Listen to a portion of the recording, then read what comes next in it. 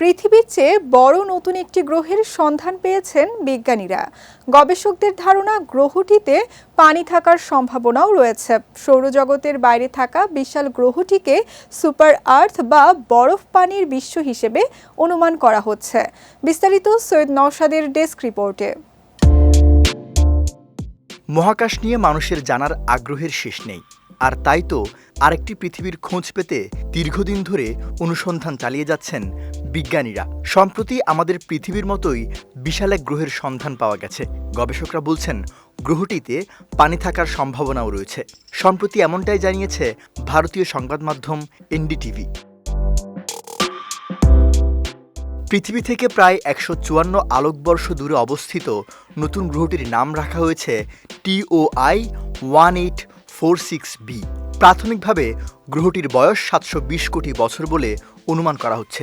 এর ব্যাসার্ধ পৃথিবীর ব্যাসার্ধের প্রায় ১.৭ গুণ। সৌরজগতের বাইরে থাকা বিশাল গ্রহটিকে সুপার আর্থ বা বরফ পানির বিশ্ব হিসেবে অনুমান করা হচ্ছে। মরক্কোর উকাইমেডেন অবজারভেটরি আবদেরাহমানে সৌফকির নেতৃত্বে বিজ্ঞানীদের একটি দল গ্রহটি আবিষ্কার করেছেন। এজন্য তারা ব্যবহার করেন নাসার ট্রানজিটিং এক্সোপ্ল্যানেট সার্ভে স্যাটেলাইট। এ বিষয়ে বিজ্ঞানীরা জানিয়েছেন, তারা স্যাটেলাইটের তথ্যাদি ও স্থলভিত্তিক ফটোমেট্রিক ডেটা আর ইমেজিং বর্ণালী পর্যবেক্ষণ ব্যবহার করে গ্রহটির সন্ধান পেয়েছেন।